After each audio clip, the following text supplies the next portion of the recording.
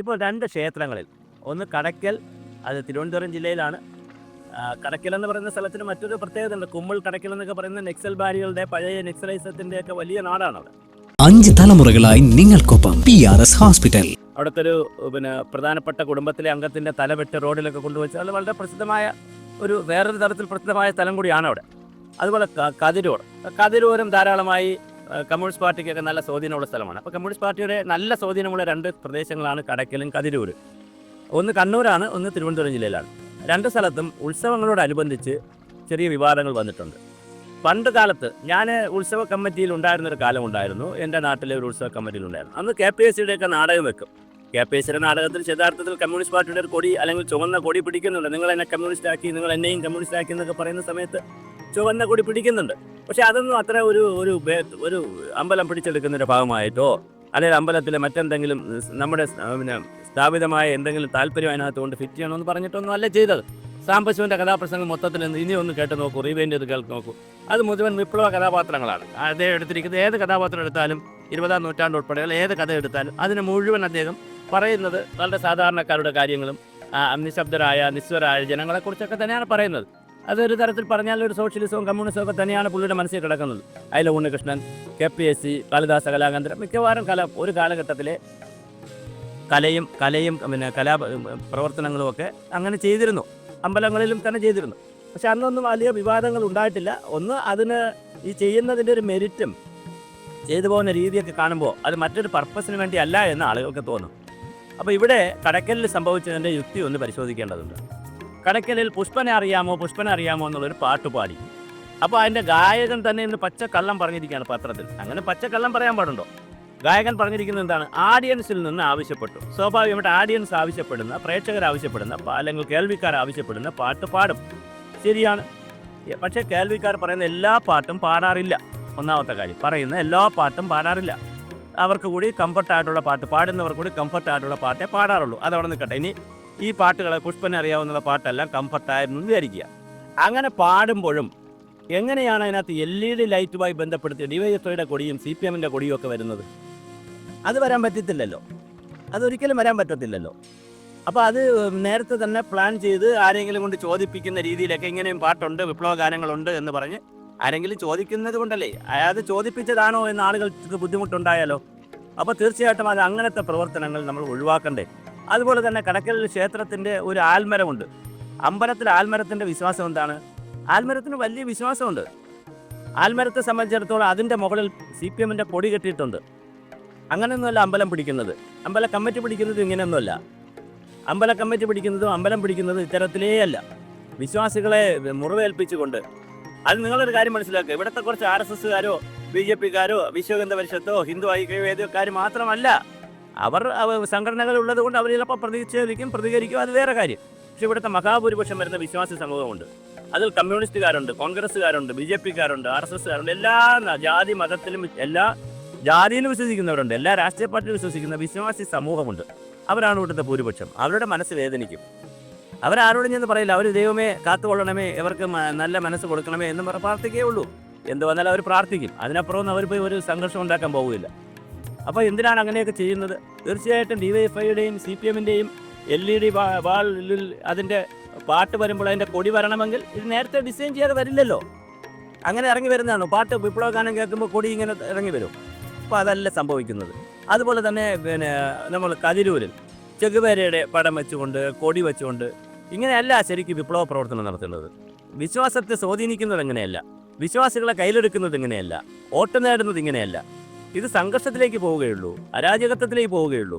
വളരെ ഗൗരവമായി ആലോചിക്കുക. അമ്പല കമ്മിറ്റികളിൽ മഹാഭൂരിപക്ഷവും CPMകാരുമുണ്ട്. അത് അമ്പല കമ്മിറ്റി പിടിക്കണം. അമ്പല കമ്മിറ്റി RSSകാരും BJPക്കാരും കൈകാര്യം ചെയ്യുന്നത് കൊണ്ട് ഇവിടെ കേരളത്തിൽ BJP RSSും വളരുന്നത് അമ്പല കമ്മിറ്റികൾ കൂടി അമ്പലം വിശ്വാസത്തിൻ്റെ ഭാഗമായിട്ടാണ് കൂടി ആയതുകൊണ്ട് വിശ്വാസികളെ കയ്യിലെടുക്കാൻ വേണ്ടി അമ്പല കമ്മിറ്റി പിടിക്കണം, അല്ലെങ്കിൽ അത് കൈകാര്യം ചെയ്യണമെന്നൊക്കെ CPM തന്നെ സർക്കുലർ ഇറക്കിയിട്ടുണ്ട്.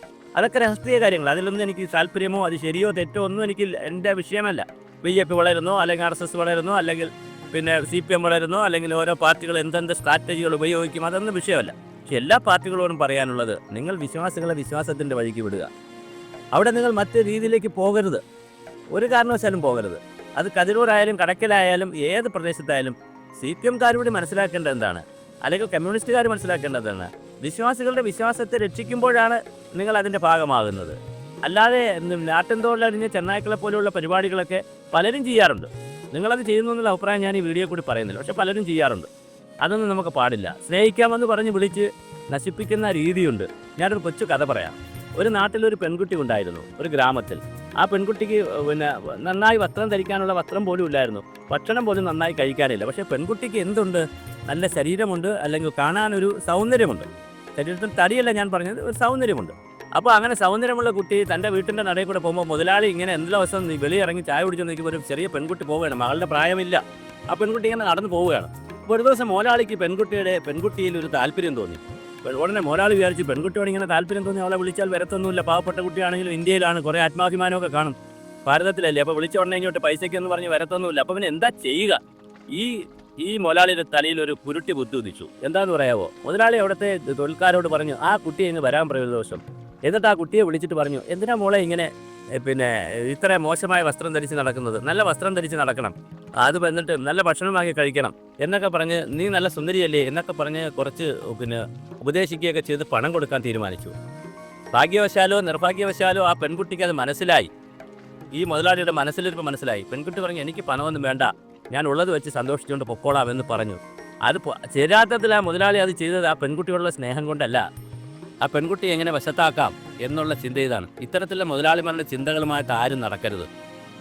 ഇവിടെ ആരും നന്നാക്കിയില്ല എന്ന് വെച്ച് പട്ടിണി പാവങ്ങളായി കിടക്കുന്ന ആ സമയത്തും, ദരിദ്ര കോടികളായി നിന്ന സമയത്തും ഭാരതത്തിലെ ഹിന്ദുക്കൾ തൻ്റെ വിശ്വാസ പ്രമാണങ്ങളെ കൊണ്ടുപോയിട്ടുണ്ട്. വിഗ്രഹങ്ങൾ തച്ചുടച്ച കാലമുണ്ട്, അമ്പലങ്ങൾ തച്ചുടച്ച കാലമുണ്ട്. അപ്പോഴെല്ലാം വിഗ്രഹങ്ങൾ എടുത്തുകൊണ്ട് ഓടിയ കഥകളുണ്ട്. പഴയ കഥകൾ പലതും പറഞ്ഞാൽ ഈ പുതിയ കാലത്ത് പറയുന്നത് ബുദ്ധിമുട്ടുണ്ടാവും, അതുകൊണ്ടാണ് മിണ്ടാതിരിക്കുന്നത്.